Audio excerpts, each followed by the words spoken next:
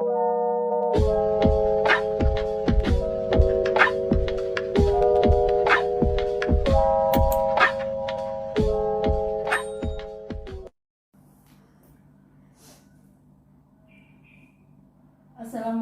warahmatullahi wabarakatuh. Waalaikumsalam warahmatullahi wabarakatuh. Alhamdulillahirabbil alamin wa bihi nasta'in wa ala umuri dunya waddin wa sholatu wassalamu ala asrofil anbiya'i wal mursalin wa ala alihi wa sahbihi ajma'in, amma ba'du. Yang terhormat kepada Bapak Ansari selaku dosen mata kuliah di Syawa, dan saya sendiri Nuliah Dea Putri dengan NIM 040403211132 akan memenuhi tugas ujian akhir semester mata kuliah hadis dakwah. Pertama-tama marilah kita panjatkan puja dan puji syukur kehadirat Allah Subhanahu wa taala yang mana telah memberikan kesehatan kepada kita semua. Salawat serta salam tak lupa kita junjung tinggi kepada baginda agung yakni habibana wa nabiyana wa maulana Muhammadin sallallahu alaihi wasallam. Amin. Muhammad diangkat menjadi seorang nabi dan rasul pada saat usianya 40 tahun. Sejak saat itu Rasulullah mulai gencar mendakwahkan Islam. Mulanya dengan cara diam-diam dan bersembunyi-sembunyi, kemudian dengan cara terang-terangan. Awalnya ia hanya mengajak saudara-saudara untuk memeluk Islam, kemudian merambah ke masyarakat Mekah secara luas. Rasulullah SAW mendakwahkan Islam di Mekah selama 13 tahun atau 610 sampai 622 Masehi. Sementara di Madinah 10 tahun, total sekitar 23 tahun Rasulullah menyiarkan Islam ke seluruh jazirah Arab. Puncak dakwahnya adalah saat Fathu Makkah, di mana Rasulullah dan kaum muslim berhasil menaklukkan kota Mekah pada tanggal 11 Januari atau 630 Masehi. Namun siapa sangka meski dilengkapi dengan mukjizat, dalil dan tanda-tanda yang terang dari Allah, masih banyak orang yang menolak dakwah Rasulullah, bahkan menentang. Lalu sebetulnya apa yang menyebabkan mereka menolak dan menentang dakwah Rasulullah? Merujuk buku para penentang Muhammad SAW, setidaknya ada 5 motif mengapa mereka menentang dakwah Rasulullah. Pertama, pengaruh dan kekuasaan. Para kafir menolak dakwah Islam yang dibawa Rasulullah karena takut pengaruh dan kekuasaan yang mereka miliki akan hilang manakala menjadi pengikut Rasulullah. Yang kedua, ekonomi dan status sosial. Mereka menentang Rasulullah karena faktor ekonomi dan status sosial. Mereka khawatir jika memeluk agama Islam, maka ekonomi dan status ekonomi yang selama ini melekat pada mereka akan memudar. Umayyah bin Khalaf al-Jumahi adalah salah satu mereka yang menentang dakwah Rasulullah karena motif ini. Yang ketiga, setia dengan agama nenek moyang.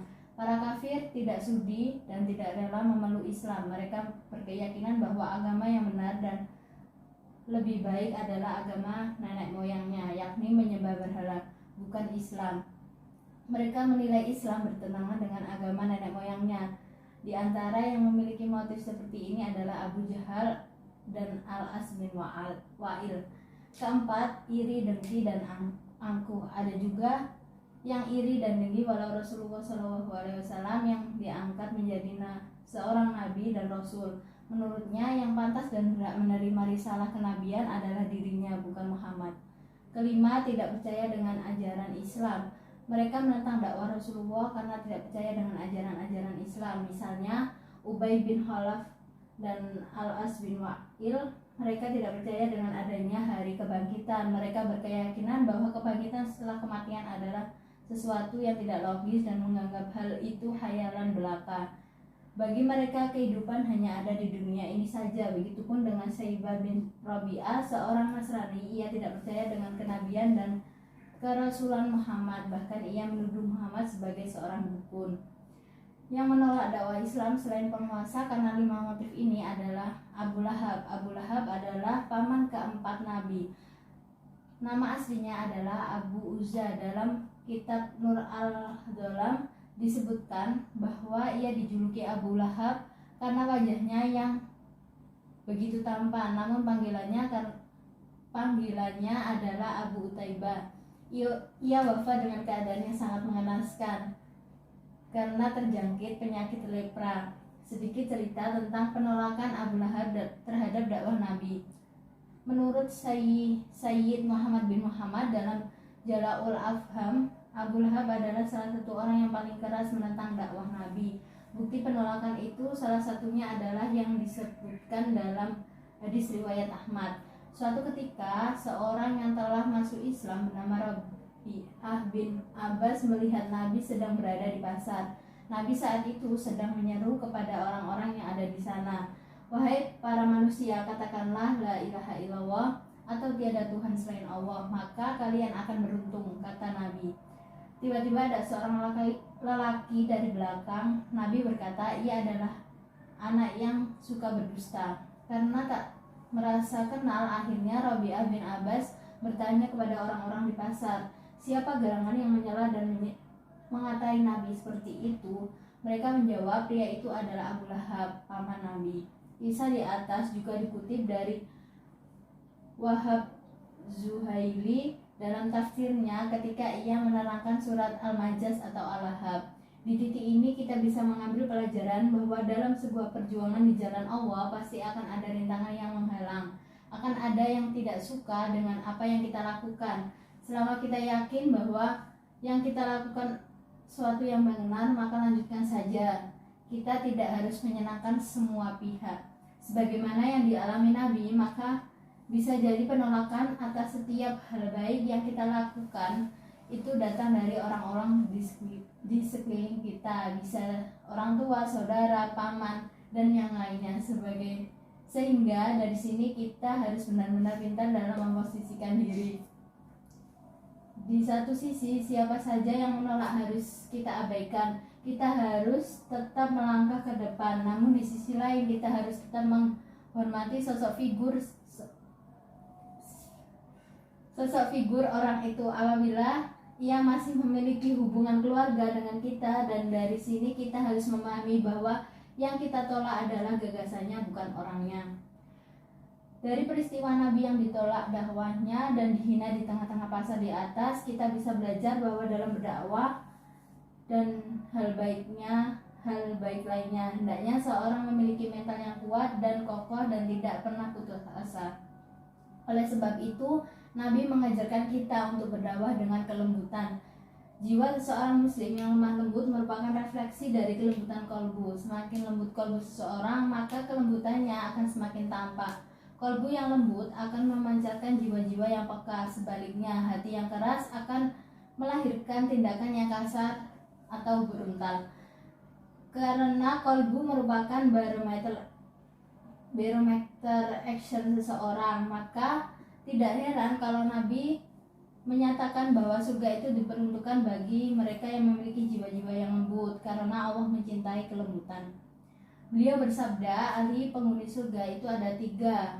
Yang pertama, orang yang memiliki kekuasaan adil dan diberi petunjuk. Yang kedua, seorang yang pengasih dan berhati lembut kepada setiap kerabat dekatnya dan setiap muslim. Dan yang ketiga, orang yang menjaga kehormatan dan senantiasa menjaga kehormatannya padahal ia memiliki kebutuhan untuk keluarganya. Hadis riwayat Muslim.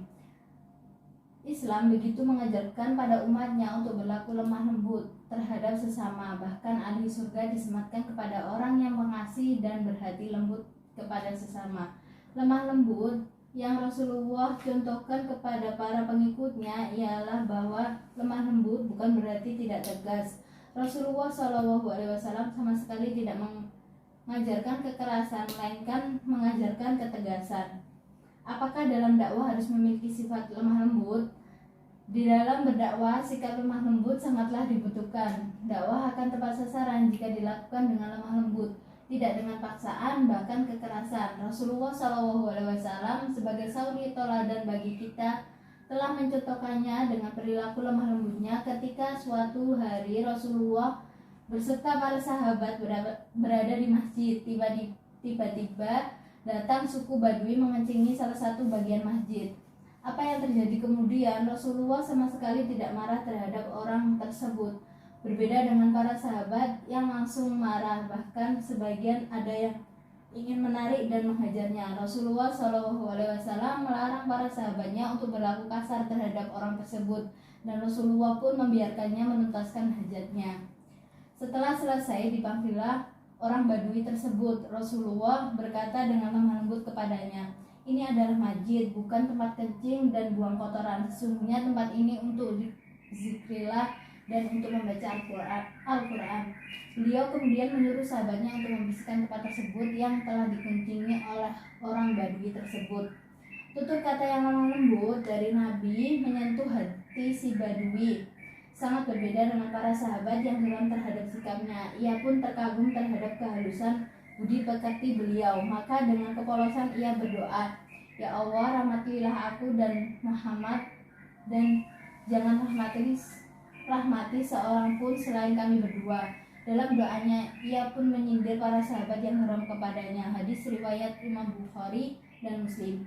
Lihatlah bagaimana keteladanan Rasulullah sebagai uswatun hasanah. Beliau tetap berlaku lemah lembut terhadap orang yang telah mengotori masjid. Coba bandingkan jika kita yang berada di posisi demikian, apakah kita mampu untuk tidak marah? Dakwah yang ditetapkan oleh Rasulullah sangatlah indah.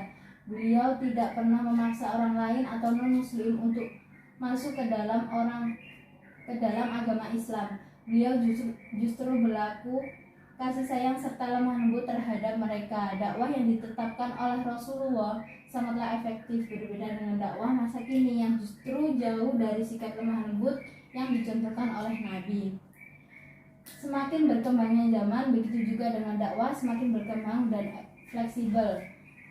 Dakwah dalam ajaran Islam bersifat sangat fleksibel dan mengikuti perkembangan zaman dengan sarana kemajuan teknologi digital. Dalam berdakwah, ajaran Islam sesuai dengan perintah Al-Quran adalah cara yang hikmah. Hikmah adalah kebijakan yang bisa menyesuaikan dalam konteks yang sedang berkembang. Mendasari hal itu, para dalil Al-Quran dalam surat An-Nahl ayat 125, media berdakwah mengikuti konteks zaman yang berkembang, mulai dari penggunaan jejaring media sosial, Twitter, Facebook, website TV, yang di dalamnya konten hikmah, sejarah dalam Al-Quran, kehidupan dalam berbangsa dan bernegara, kecerdasan spiritual, dan lain sebagainya. Apakah ada yang ditanyakan? Saya ingin bertanya, mengapa Abu Lahab tidak mau mengikuti ajaran Islam yang dibawa Rasulullah? Baik, saya tanggapi. Karena menurut mereka ajaran yang dibawa Nabi Muhammad menentang ajaran nenek moyang mereka, dan Abu Lahab dan Abu Jahal sangat menghormati dan meyakini ajaran nenek moyang mereka. Selanjutnya, Terima kasih. ada yang ingin ditanyakan?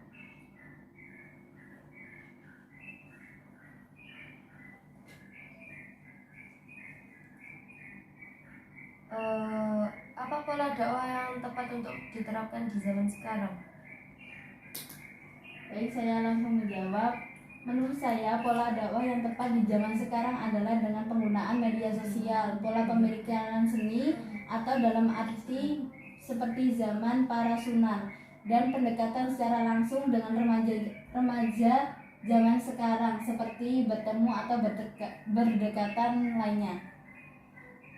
Ya, Apakah ada yang ditanyakan? Bagaimana cara dakwah dan efisiensi di zaman sekarang? Baik, saya akan menjawab. Di zaman sekarang ini, di mana segala macam serba digital, maka dakwah yang efektif dan efisien adalah dengan menggunakan kekuatan media sosial. Dakwah tersebut dapat disampaikan melalui Facebook, Instagram, YouTube, WhatsApp, dan aplikasi sebagainya. Bolehkah kita menyampaikan dakwah Islam dengan kekerasan? Baik, saya langsung menjawabnya. Di dalam pelaksanaan dakwah pun kita harus menggunakan cara-cara bijaksana dan sama sekali tidak dibenarkan menggunakan cara-cara kekerasan. Sebagaimana ditegaskan Rasulullah serulah manusia kepada jalan Tuhanmu dan dengan hikmah dan pelajaran yang baik, dan bantahlah mereka dengan cara yang baik. Apakah ada yang ditanyakan? Saya ingin bertanya, apakah apa saja bentuk dakwah yang dilakukan pada zaman Rasulullah? Baik, saya langsung menanggapi. Nabi Muhammad SAW dalam menyampaikan dakwah Islam menggunakan berbagai cara metode lainnya, yaitu metode sembunyi-sembunyi, dakwah secara terang-terangan, politik pemerintah, surat menyurat, peperangan, pendidikan, dan pengajaran agama. Saya izin bertanya, mengapa penduduk Mekah menolak ajaran yang dibawa oleh Nabi Muhammad SAW? Baik, saya langsung menanggapinya. Alasan penduduk Mekah menolak ajaran Islam yang disampaikan Nabi Muhammad adalah khawatir kehilangan kedudukan yang dicintai. Orang-orang Quraisy merupakan orang-orang Arab dari garis keturunan Nabi Ibrahim lebih lewat Nabi Ismail yang tinggal di Mekah.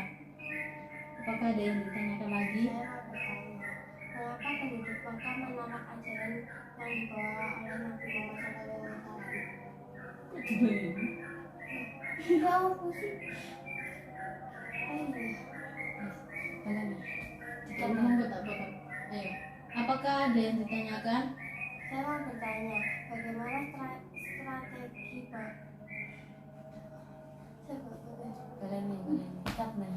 Saya mau bertanya lagi, bagaimana strategi dakwah Nabi Muhammad SAW periode Madinah? Dari peneliti yang dilakukan dalam skripsi ini dapat disimpulkan strategi dakwah Nabi Muhammad SAW pada masyarakat Madinah adalah 1. Membangun masjid, 2. Mempersatukan persaudaraan sesama umat muslim, yang ketiga membentuk piagam Madinah, yang keempat dakwah melalui perang, dan yang kelima dakwah melalui surat. Terima kasih. Saya izin bertanya, Ya. mengapa orang-orang Quraisy selalu menentang dakwah Nabi Muhammad SAW? Baik, saya akan menjawab. Salah satu sebab kaum Quraisy menolak ajaran Islam adalah perasaan sombong dan tinggi hati, mengikuti kebesaran Allah Subhanahu wa taala dan Rasulnya. Sebab itu mereka mengambil sikap obsesi dan menentang ajarannya. Baik, sekian yang bisa saya sampaikan, semoga bermanfaat. Kurang lebihnya mohon maaf. Wassalamualaikum warahmatullahi wabarakatuh. Waalaikumsalam warahmatullahi wabarakatuh.